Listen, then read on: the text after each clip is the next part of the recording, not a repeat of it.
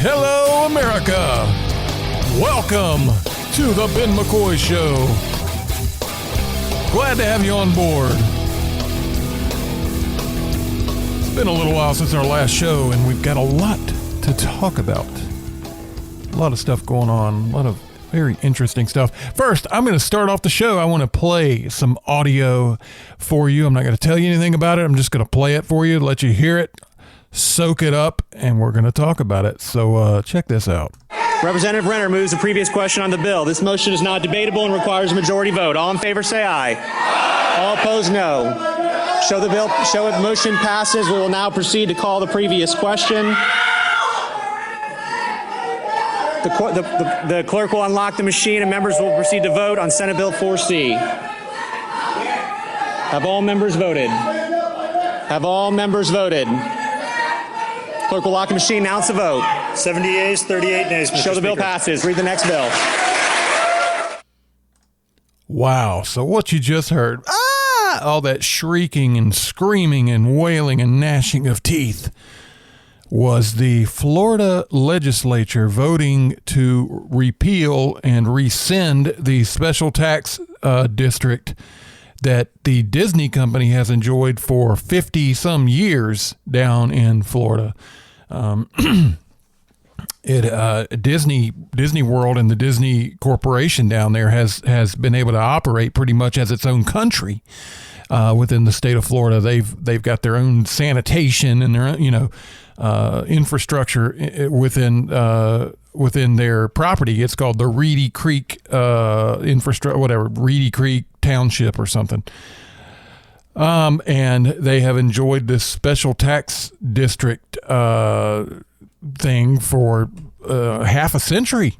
And they get some serious tax breaks. They get lots of advantages on everything they do in Florida because it's a mutually beneficial relationship, Disney and Florida. Disney's brought certainly a lot of economic impact to Florida, a lot of benefit to Florida over the last 50, 60, whatever years. And the feeling is mutual. Florida does a lot for Disney in return. And they've coexisted together relatively peacefully all this time. Until the day Disney decided to go woke and put its foot in its mouth about things that had really nothing to do with Disney at all. It never ceases to amaze me in the last 10 years or so, these companies who want to weigh in on politics. It used to be the greedy corporations, that all they care about is the almighty dollar. I mean, what happened to that? That's the whole purpose of running a business. It's to make money, right? I mean, when do these companies suddenly care about this social crap all of a sudden? I mean, it's not a financially beneficial thing for them to do. I don't see any evidence of any of these companies that go woke making more money as a result. In fact, there's plenty of evidence that it goes the other way. Go woke, go broke is one of the sayings that's been tossed around. So it's usually has a negative financial impact on a lot of these companies, and yet they still choose to do it. And I do not understand that. What happened to the greedy American corporation that we're known around the world for cultivating? I kind of miss that right now. It's really weird. I don't know. It's some kind of social credit score thing that exists in the mind of these progressives. It's virtue signaling. They have to tell everybody how virtuous they are and how good they are and how much better they are than everybody else. And they want you to know it. And so they weigh in on these issues like this, like Disney did, and this is the result. Now, there's a little bit of a problem. As much as I enjoy this melting down, Governor Ron DeSantis down there has made no bones about the fact that, yes, as a result of Disney stepping on our toes with what we're trying to do with our state of Florida down here, we are going to go after their special tax privileges. And he hasn't made any attempt to hide the fact that what he's doing with the taxes is directly related to Disney weighing in on the bill. Now, I can't remember the name. I'm not going to use the "Don't Say Gay" bill thing that the idiots came up with, because that's not what it is. But that bill that they call the "Don't Say Gay" bill. And Governor DeSantis has said, here's what we're going to do about it. You punch us, we punch back. Well, I don't know. There's some discussion out there that that might not go over so well in the end, because corporations, as a result, actually, of the 2010 Citizens United ruling, which was a good decision on the Supreme Court's part, that allowed corporations to speak, to have First Amendment rights. A corporation can speak publicly its opinions and conduct itself in such a way as an individual does, as to express its individual First Amendment rights. Just like an individual can support causes and speak their mind, give money to certain causes. These are all protected First Amendment free speech. And the 2010 Citizens United ruling gave that right also to corporations. And I think that's a good thing. I think more freedom is a good thing. Now, we've seen negative results of that. I mean, you're always going to have negative. There's always the positive and the negative to everything, right? And if we only made way for what we liked to happen and then banned everything we didn't like, we would be progressives. But no, we take the bad with the good as liberty lovers and lovers of the Constitution, and take the approach that good's always going to triumph over evil, and I will protect your right to say that which I abhor, and I will use my speech to give another opinion. And hopefully I will make the better argument and my side will win. But I would never take away your right to say what you're saying. That would make me a leftist. That would make me a progressive, because that is all that they are about, is shutting down all opposition, having one mindset, one frame of mind, and any dissent is not allowed. And that is what the left today believes, and that's a shame. Because classic liberalism is the antithesis of that. And these were all people today that used to be liberals for the most part, and now they're progressives. And like we've talked about on this show many times before, progressivism is a malicious evil with no redeeming characteristics. It's not liberalism. And that's why I always urge people to not use the term liberal anymore. There aren't any liberals. I mean, the liberals out there like Bill Maher and Glenn Greenwald, these are liberals. And these guys sound like conservatives a lot of times now. And they even get blasted in the leftist media for being right-wingers. I mean, Bill Maher, these guys, there's things he said before about the conservative movement that is just detestable. This guy is no conservative, but yet I feel like he's an honest liberal, and he does fall in line with the conservative viewpoint on some things. And, the left, there's no room for dissent. It's all or nothing. So if you side with the right on this one issue, that makes you a right-winger, according to the left. So anyway, back to the issue, because I do have a tendency to ramble, yeah, which is why I have my own show. Back to the issue. It does look like, there is some chattering and some mumblings about that given the 2010 Citizens United ruling that effectively gives Disney the right to weigh in on the issue of that bill in Florida and on whatever issue they want to weigh in on, even though it's a terrible business decision and they are getting their butts kicked over it, they have the constitutional right to do so. Therefore, any punitive action as a result of them doing that by the part of the state government could... You see where I'm going with this? It's kind of problematic, and I'm a big DeSantis supporter. I'm sick to death of Disney. I agree with rescinding the special tax designation, and yet I still see this for what it is, as an honest lover of liberty that I am, and of the Constitution, and I do see this as kind of a problem. Disney has the right to say it. I don't have to agree with it. They have the right to come out against that bill and to say what they wanted to say, and they should not be punished by the state for that opinion. Now, If you want to take away the punishment aspect of it and make it a separate issue altogether where, okay, that's that and this is this, let's look at it now. Should we take away the special tax benefits that Disney enjoys? That's a whole nother issue. And I think DeSantis and his supporters and some of the conservative legislators in Florida made a critical error in tying those two issues together so publicly. And they really did. I mean, in front of cameras and interviews and everything. Yeah, Disney did this. We're pissed about it. And here's what we're going to do back to Disney. I mean, they made no bones about that. That's what this is all about. And it's going to be problematic. I'll go ahead and call it right here. Disney's going to sue, going to bring a lawsuit about this. And they're going to win. They're going to win because the Citizens United ruling makes it pretty clear. And they can't be punished by the state for their free speech. And that's really a shame that it was tied together like that, because I think this could have been played a little more smart, and maybe we wouldn't it wouldn't end up this way. So it's going to play out. Let's see what happens. I could be wrong. I hope I'm wrong.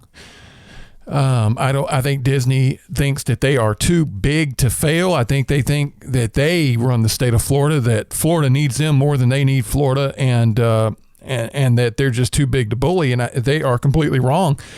Florida has done so much for Disney, and there is nowhere else that Disney's going to go. I mean, what's Disney going to do? Pull up stakes in the Epcot Center and put it on the back of a truck and drive it to Massachusetts or somewhere that nobody ever wants to go on vacation? I mean, give me a break. It's just, and no offense to people in Massachusetts, but people go to Florida for the sunshine, the beaches, and all that, compared to somewhere up north or one of the blue states, California. But they already got Disneyland there. It's, unless they want to just kind of dissolve everything down to the Disneyland aspect of it in California, which is not going to happen. I mean, there's too much money to be made. So their roots are deep in Florida. They're not going anywhere, that's for sure. So what are they going to do about it? Well, they're obviously probably going to fight it, like I think anybody would. And I think the courts are going to be in their favor on this one. But we'll have to see, because on the other side of the coin is that the state legislature has the right to determine the tax law and the tax districts of their state. That's within their purview. They have that right to do that. So if they want to rescind the special tax designations and benefits of the Disney Corporation, they have the right to draw up a bill and take a vote and to take that action. That's within the rights of the state legislature. So it's an interesting dynamic that they have that right, yet they don't have the right to punish Disney for their free speech views. First Amendment speech, according to Citizens United, which conservatives overwhelmingly support, as they should. So, interesting dynamic to play out. But that piece of audio that we played, that was the left's meltdown over the reality that Disney is going to be losing their special tax privileges in the state of Florida. And what's so just unbelievably ironic about that is how many times have we heard about paying their fair share? These corporations, these big, fat, huge billionaire companies that don't pay their fair share. They just take. They exploit the workers. They don't pay their fair share. All they worry about is profits, corporate profit. I mean, that's all we ever hear from the left. And here you go, a company that's the leaders have come out on the woke side of things. Suddenly they might have to pay some more taxes, and the left goes nuts. You can't make this billionaire company pay more taxes. You heard the scream. Let's hear it again. I mean, listen to some of the shrieking and screaming. It's unbelievable. Representative Reiner moves the previous question on the bill. This motion is not debatable and requires a majority vote. All in favor, say aye. All opposed, no. Show the motion passes. We will now proceed to call the previous question. The clerk will unlock the machine and members will proceed to vote on Senate Bill 4C. Have all members voted? Have all members voted? Clerk will lock the machine. Announce the vote. 70 yeas, 38 nays, Mr. Show the bill Speaker. passes. Read the next bill. The wailing and gnashing of teeth. Disney might have to pay some taxes. Oh no! Ah! It's unbelievable. These people have no principles at all. It's just whatever benefits them. Put their finger in the wind every single day. Every day.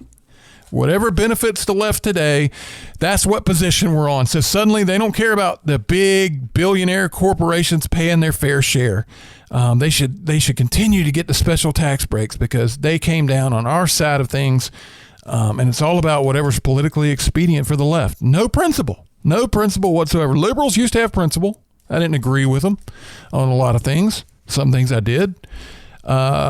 Progressives, absolutely none. There are no principles at all. This is a principleless group of people and a malicious, malignant political movement. And that's how I feel about it. And so anyway, just wanted to bring that to you. We're going to talk about some other things. So the biggest news right now on everybody's screen is probably Elon Musk buying Twitter. It looks like that deal has gone through now, and depending on how you feel about it, everybody's got a very strong opinion. There's lots of melting down going on out there over this one too. And a lot of conservatives are cheering and see this as a very, very good victory for the right. And I'm trying to see this for what it is. I want to look at it, and I'm coming down kind of not in the middle. I mean, this is definitely a better thing than it was before. However, this character, Elon Musk, I like a lot about him. There's a lot we don't know about him. There are relationships with organizations such as the World Economic Forum that he's pretty cozy with. That give me a little bit of pause. I just don't want to put all the eggs in the basket of fully trusting Elon Musk. But he wants to bring transparency and free speech back to Twitter. I'm all in favor of that. And very interested to see what he does with it. And as a financial analyst said on the TV the other day, I heard he said, Twitter is a company that is not a viable investment for any equity fund or anything like that. Really, the only person or the only entity that could be interested in purchasing Twitter is a billionaire that wants a project, that's got so much money that they're looking for the next thing to do and to get involved in and have a project to play with. And that's Elon Musk. So this is definitely his project, and he's definitely going to make some serious changes. It's going to be really interesting to see what happens. Now, if Twitter's leadership over the last several years has just been absolutely abysmal. Their commitment to progressivism and their hatred and shutting down of all not all, but of a lot of major conservatives and people of the right. There's clearly been a major imbalance in speech on Twitter. And leftists have said ridiculous things and have gone unpunished. And people on the other side of the spectrum say things that don't even seem that controversial and get banned. And so Musk promises to fix all of that, which is going to be interesting. Now, he's good friends with Jack Dorsey, who was the original, the founder of Twitter and the original CEO. And Dorsey, of course, is not as bad as the current leadership, but a lot of these things took root under Dorsey's leadership because he was just a very, very weak CEO. He seemed to be a very intelligent guy, geeky, kind of nerdy guy. He invented Twitter, so he's got to be pretty smart. And yet not a very good leader, not a good CEO. And yet Musk and him are good buddies. And so he's, Dorsey's not the champion of the right by any stretch. He's certainly not as bad as the current crop of leadership over at Twitter. But I've even heard some rumblings that that Musk may bring back Dorsey to run Twitter again. So, meet the new boss, same as the old boss kind of thing. That's not going to be a big step in a new direction. It would take Twitter from a far left activist leadership to liberal, milquetoast weak leadership, which is that a win? Not really, no. So anyway, I think Musk is a smart guy. I think he's pretty sharp. I don't see that happening. I've heard some talk of that, and I don't see that happening. I just don't see him investing that kind of money in this just to bring it back to the way it was and put Dorsey back in there and go back, revert to form. I don't see that happening. I think he's a smart guy. He thinks outside the box. He's the guy that put the electric vehicle on the map for all intents and purposes. And SpaceX has just been a brilliant venture and everything else. He puts projects in motion in a new and innovative way. So I think he's going to do some fresh things at Twitter. Now, will he be the great savior of conservative speech online that a lot of Republicans and conservatives are saying he will be? I do not know. I'm not going to jump on that train. I have no idea. I don't think he's going to turn I don't think he's going to turn tail and show his true progressive nature or anything like that. I don't think he's a wolf in sheep's clothing. That's not the impression I get of Musk, but I certainly don't think he's the great conservative savior. I just think he's kind of, he's got his own agenda. He's got a bunch of money and a lot of ideas and wants to see what he can do. Now, I think he has been irked by the punishment of free speech on Twitter. I think that really got under his skin. And he said, I'm a guy who's in a position and got the money to fix it. And that's, by God, what I'm going to do. And so that's going to be a good thing. I think ideology needs to come out of it completely anyway. So I'm glad that he's not a great big, conservative activist. If Donald Trump took over Twitter, that would be fun to watch. that would be interesting and fun. But there would probably be some backlash the other way. The pendulum would probably swing all the way the other way. There'd probably be some deplatforming of some progressives and leftists out there. And we don't, as much as that would satisfy part of me, the libertarian in me would not like that, because I think, we should all have free speech. We should all be able to say what's on our mind and not be punished for it. And Twitter has made quite a sport out of punishing conservatives and libertarians of, that skew right for their speech for far too long. So it's going to be interesting to see what Musk does. I'm not ready to say one way or the other, exactly what's going to happen. But I'm definitely buckling up to watch, because it's going to be interesting. And the way, Twitter, my gosh, what a mess over there. The way, and the employees that are melting down, and all the celebrities. I'm going to leave Twitter. Musk takes over. I'm going to leave. There they go again. Just like they used to say, if Trump wins, I'm moving to Canada. What do we? They really think we care about their presence in our lives, that they're just that important. We're going to go, no, please, we'll do anything to keep you around. No, that's like a benefit for Musk to get involved, to run off some of these idiots that we're so sick of hearing from all the time. It never ceases to amaze me, these people. If this happens, I'm leaving. That's the point. We want you out of here. We don't want to shut you down and use force the way Twitter would do. But if you willingly unplug and disconnect and go away, that's a win for us. That's what we want to happen. So anyway,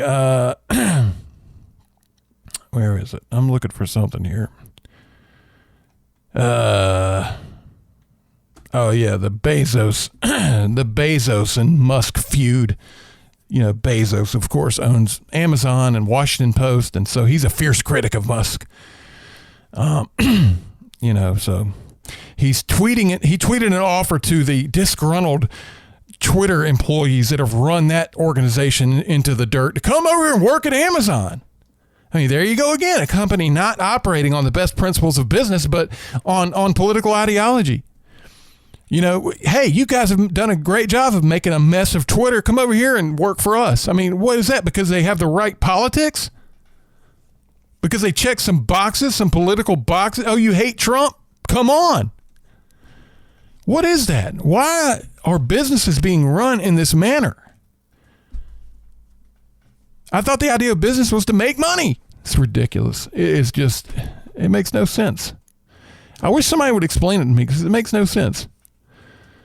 You know, I mean, look at the MyPillow guy. I mean, he's made no secret of his politics, and yet he makes good products and does good business and hires. He's brought more economic benefit to that area that he operates in Minnesota than anything else. I mean, he's hired, single mothers and people that have just had a hard time and given them great jobs. And yet he operates still on the principles of good business, and yet also brings in his politics at times. And he has just been beaten to a pulp over it, and yet he continues to succeed. So, yeah, go figure. Anyway, so where is it? So Sean King, oh, yeah, the Black Lives Matter activist that, you know, wants everybody to think he's black, who's actually white. He's one of the guys that, if Elon Musk takes over, I'm out of here. And Donald Trump Jr. said something about good riddance, and all of a sudden Sean King was back. Well, I was just kidding, and screw you. So these people, they all they think about every day is themselves and what attention they're getting, and also how much better they are than you. You know, they're so much more noble and virtuous than everybody else, and they want everybody to know it too. Eric Larson, comic book artist, and he's gone. He said he was leaving, and he's gone. Nobody's ever heard of him anyway. Who cares? Elizabeth Warren, you know, she's out there railing about the billionaires again, and you know, she's got a silver spoon in her own mouth. I love these politicians like this that are filthy rich, railing about the billionaires. She's got concerns. She's concerned. She's concerned about Elon Musk buying Twitter. It's concerning to her. Who else? Jamila, who I can't even say her name. Nobody's ever heard of you either. She's going to go away, and nobody will even notice. She'll be gone. The whole world won't even notice. But yet, she thinks we're going to be concerned about it. She leaves Twitter, and there's going to be these major waves on Twitter because, what is it? Jamil is gone.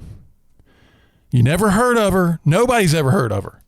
Nobody in the world has ever heard of this person, but yet, the whole world is going to turn inside out and burn to the ground because she's leaving Twitter because Elon Musk bought Twitter.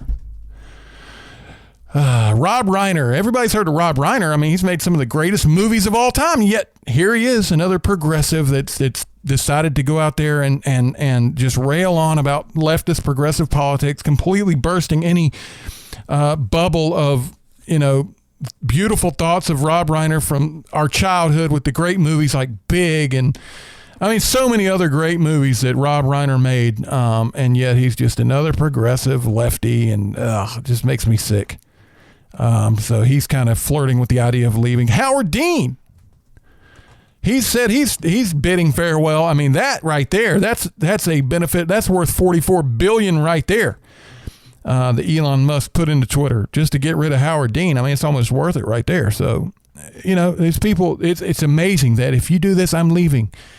And that's all the more reason to do it. And, I wanted to read a group called Act for America put out an email. One of these floods of emails that I get all the time, I hardly pay attention to, but I happened to see this, and I thought it was a good little short little write-up of the situation. I wanted to read it to you. What Musk proposes is not taking away Twitter's ability to regulate content on its platform, but rather to disinfect that process by dragging Twitter's inner workings out of the shadows and into the sunshine. There is plenty to criticize about Twitter, which is the vast open sewer of our public life. And there is plenty to criticize about Elon Musk, too. I do not think that Musk is likely to make Twitter any worse than it already is, because I do not think that is possible. The basic architecture of Twitter, anonymity, immediacy, the way a following is built ensures that Twitter brings out the worst in its users. Twitter rewards hysteria, performative outrage, and tribalism, and has very little use for thoughtfulness, nuance, or consensus building. A good version of Twitter simply would not be Twitter. Watching Elon Musk take on Twitter is like watching a hockey game or sitting through the Oscars. The beatdown will be the fun part, no matter who wins. And there it is. I mean, how can you say it any better than that? That's exactly how I feel. Wanted to bring that to you because I thought that was a great little write-up. And that was from Act for America. I don't have a specific name of who wrote it, but it was an email, Act for America. So anyway, we're going to get to some other things. Let's see here. Oh, yes, the libs of TikTok. You're probably familiar with this Twitter user. Libs of TikTok that's become very popular over the last year or so. This is a person who has displayed videos of wokesters and progressives and leftists who make these videos of themselves to tell the world how good they are and how much better they are than you. And so they amplify these videos and post them to their own channel and say, look what this guy or girl or thing or whatever did, this video of themselves. And what's interesting is that there's very little editorial commentary. The libs of TikTok will post a ridiculous video and, have a sentence or two in the tweet that goes along with the video, like, look at what this idiot said or whatever. But other than that, the video they're always unedited. They are presented as they were originally uploaded to whatever channel the video came from, completely unaltered. And the left is in total meltdown mode about libs of TikTok, how they are destroying the pillars of progressivism today, how they are anti-LGBTQ I213-90210, and how this is just a channel that operates on hate and bigotry and prejudice, and all they do is repost videos that people of the leftist persuasion made of themselves talking, or in whatever situation it is, videos that leftists and progressives made. Libs of TikTok repost those on their own channel and says, hey, watch this. And for showing the left who they really are in an unedited, unaltered state, that is the pinnacle of being anti-LGBT, whatever, and a purveyor of hate and bigotry. You can't make this stuff up. So you go make a video about how, whatever, you pick the topic. You got the phone pointed at yourself, which these lefties love so much. Their favorite person is always in the mirror.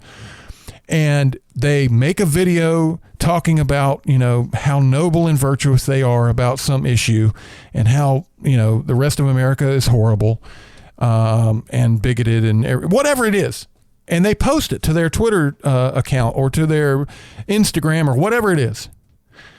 Libs of TikTok, searches through social media, comes across that video, says, oh, that seems kind of funny, downloads it and repost it to their own channel, unaltered, unedited. And their followers see it and make comments about it. And for that's how they are labeled, as being purveyors of hate and everything else. So it's just, it has become ridiculous. And what the deal is right now, Tucker Carlson actually did a piece on his show about this. I didn't see it, but as I was researching this story, I came across his little piece on it. And basically what he was talking about is how upset the left is at this channel, this libs of TikTok, for exposing who they really are to the world. I mean, that's, if your political movement fails at the prospect of being discovered for what it really is, you've got a problematic political movement. I mean, if the success and the life of your political movement is only sustained on being falsely portrayed for what it is not, and being artificially promoted as more virtuous than it really is, that's a problem. If it fails and falls apart at the first sight of someone seeing what it really is for themselves, there's, maybe you should do some serious soul searching, because that's what the problem is. They are upset as can be that they're being exposed for who they are. But because a channel that's popular is reposting videos unedited. I mean, it would be different if they were, recutting the videos, making, adding their own commentary and trying to make them look bad by doing editing tricks. And there's none of that going on. It's just, look at this video I found, you watch it, see what you think. People are going, oh my gosh, that's ridiculous. And the left is in total meltdown mode over it. You would think they'd be happy that somebody is amplifying their content. They made a video over here. It only got a couple thousand views.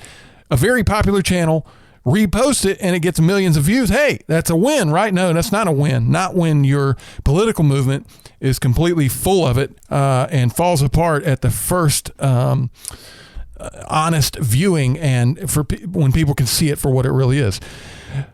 So let's just look at a couple of the things that have been exposed by libs of TikTok. This is fun.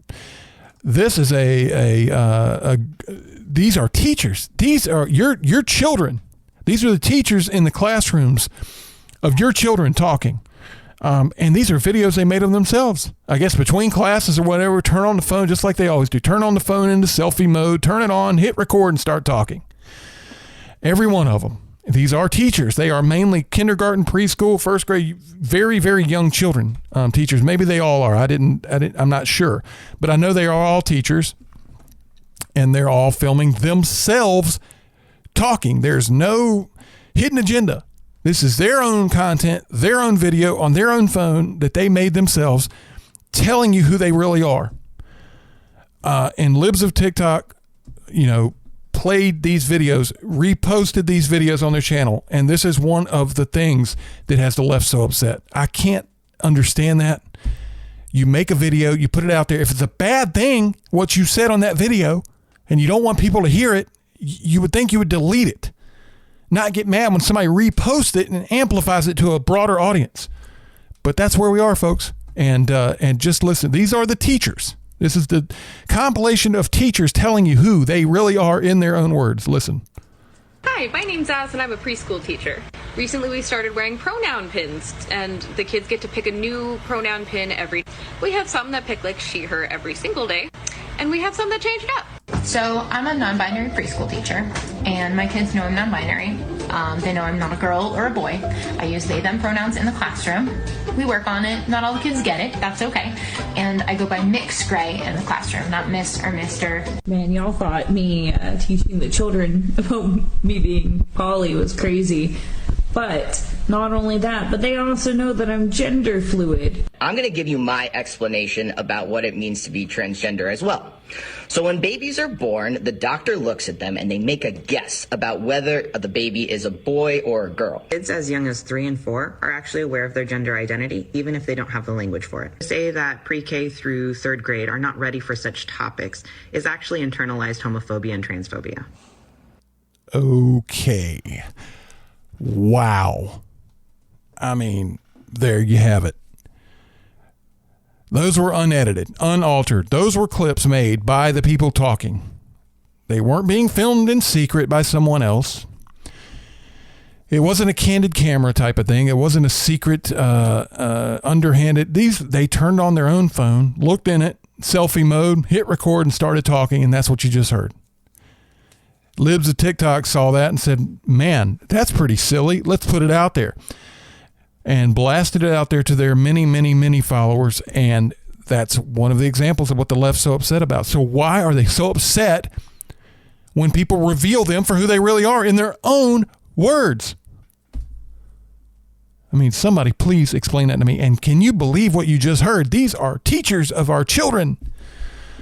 It scares the hell out of me about tomorrow's generation, the condition we're in right now. When you have teachers like that, I mean, what happened to just teaching the basics, how to spell their name and count to 10, ABC, all that stuff? It is nothing but woke agenda garbage. Mix. I mean, little children have to learn about non-binary, gender fluid. My name is Mix, MX something, because I'm not Miss, I'm not Mr., I'm Mix. And we're talking 3, 4, 5-year-olds have to hear this crap, this stuff that makes no sense to 40-year-olds. They're forcing it down little tiny children's throats and in their little brains, and it just makes me sick to my stomach. And these are the people in charge of your children in public education right now, and probably private education in some places, I don't know, but certainly public education is where the cesspool really is. And man, it just, hearing that clip, just, it makes me shiver that these people are in charge of our children. Here's another one. This is a little bit of a different scenario, not of the same variety that you just heard. But this is an exchange between a student and a teacher at a school. Let me set it up for you. A student walks by a teacher without a mask on. This is during the mask mandate days. I don't know if schools are still doing that in places or not. Certain school districts are I'm sure, and certain aren't. Anyway, a student walks by, no mask, and apparently they've been told before by this teacher, put your mask on. And the student had the mask, and he still had it around his mouth. It was just below his nose. So he had the mask over his mouth, not covering his nose. Apparently this was the second interlude between the student and the teacher about this issue.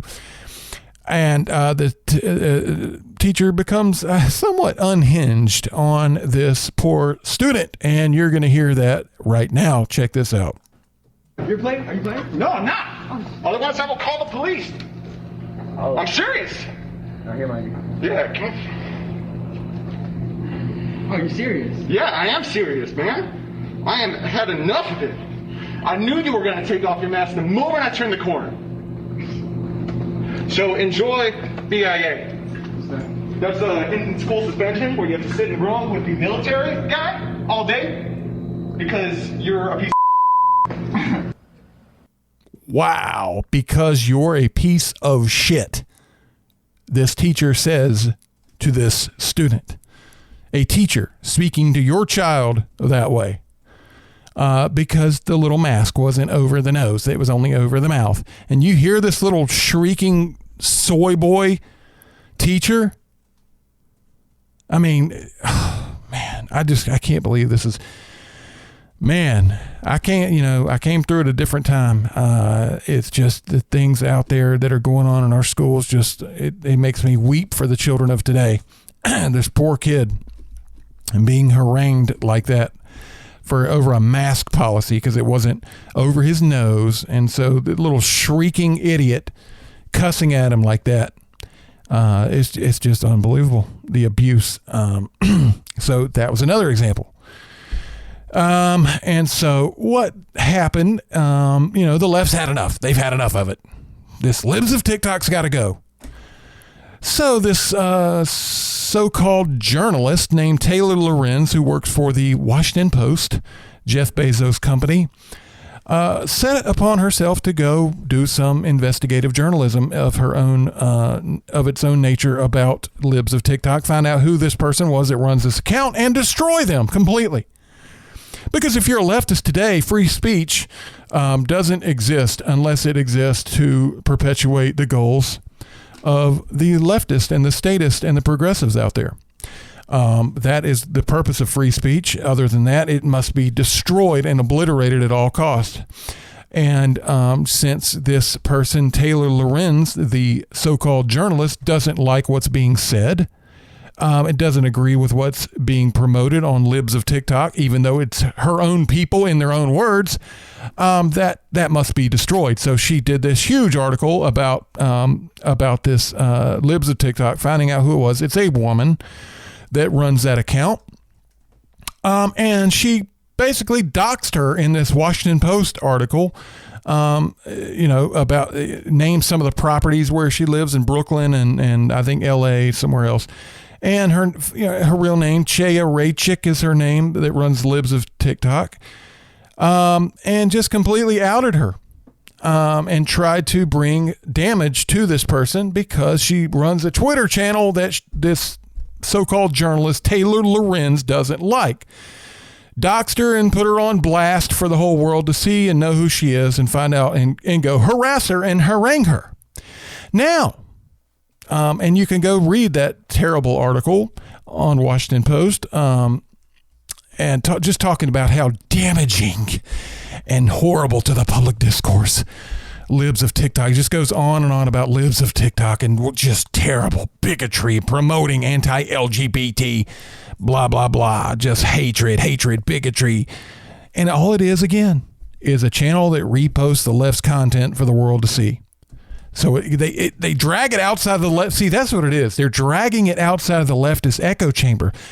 Because when these progressives post their little video for 30 followers, it's all 30, it's all within the echo chamber. It's all people nodding along. Yep. You got to teach the 3-year-olds about non-binary, gender, queer, trans, unicorn, fairy dust. Got to do it. And Libs of TikTok comes along, drags that garbage out into the sunshine and plays it for the world to see. And that's not supposed to happen, because once the world sees it, everybody sees that the left's made up of a bunch of nutcases. And so then you have to have journalists, so-called, like Taylor Lorenz, go out there and do hit pieces to try to destroy this person. And that's what you have. And I highlighted a bunch of this article. Screw it. I'm not even going to go into it. If you want to see the article that was written by Taylor Lorenz, go ahead. Washington Post. It's called, I'll even give you the title of it. I'm not going to read all these excerpts from it. It's called Meet the Woman Behind Libs of TikTok Secretly Fueling the Right's Outrage Machine by Posting the Left's Content. They are fueling the right's outrage machine. Anyway, what I am getting at with Taylor Lorenz, I keep telling you her name because I want to play another couple of clips for you. It seems that Miss Lorenz went through an episode of her own where somebody didn't like some things she had to say and doxed her, and exposed her out to the world and some of her personal information. And this is her talking. There's 2 clips about that experience. Trolls live everywhere. Can you just explain what it's like? Can you draw a picture of what it is like when a surge of harassment hits? It's horrifying. And it's not just me either. They immediately dox you and go after your family members. They try and look up everyone who's ever, been associated with you. And it's just completely overwhelming and terrifying. Yes, that was the voice of Taylor Lorenz, who did exactly the very thing she just described as terrifying and horrifying to a person who didn't match her political beliefs and therefore should be destroyed in the mind of Taylor Lorenz. And even as far as going after the family members, she goes, in that article I referenced, she goes after the family members of Miss Raychick as well. In this clip, this is a beauty right here. Wait till you get a load of this. This is her talking doing an interview with somebody on another show and relaying the same experience a little more dramatically. Listen. I've had to remove every single social tie. I had severe PTSD from this. I contemplated suicide. It got really bad. You feel like any little piece of information that gets out on you will be used by the worst people on the internet to destroy your life. And it's so isolating. And terrifying. It's horrifying. I'm so sorry. You're fine. It's overwhelming. It's really hard. It's really hard and overwhelming. It's horrifying and terrifying. I just don't know what I'm going to do. Oh, yes, I do. I'm going to go do those exact same things to somebody else. These people are such, they drive me crazy. I can't take it. These progressives, all they do, everything is self-seeking and self-promoting, and they hate free speech. They hate everything that doesn't promote their agenda. And they will have one position in the morning and the opposite position in the evening if it benefits their cause. And so this woman went through something. I don't know all the details, but she was doxxed and somebody went after her, and you could see her relaying her dramatic account of all of that. And then she turns around and does the exact same thing to somebody else who no doubt deserves it. Libs of TikTok, because they're exposing us for who we are, and we can't have that. We have to exist in the little bubble that we've created for ourselves where nobody actually finds out who we really are. We just tell them who we are, and we can't have anybody actually exposing us. So that is, I just found that to be pretty hilarious. And again, Tucker Carlson covered that on his show. You may have seen it. I got some of those clips from that. I just found it too amusing not to share with you here. So anyway, that's all today. That's all we got. I wanted to bring that stuff to you. That was fun talking about it. Let me know what you think of the show and topics to talk about, possible guests to be on the show. That would be cool. Ben McCoy Show at gmail.com is the way to reach me. At Ben McCoy Show on Twitter, Elon Musk Twitter. And reach out to me. Let me know what you think. Give the show a rating on the different platforms you listen to it. I'd like to know which platforms you prefer to listen to the show. Anyway, thanks for tuning in. We'll see you next time on the Ben McCoy Show. God bless.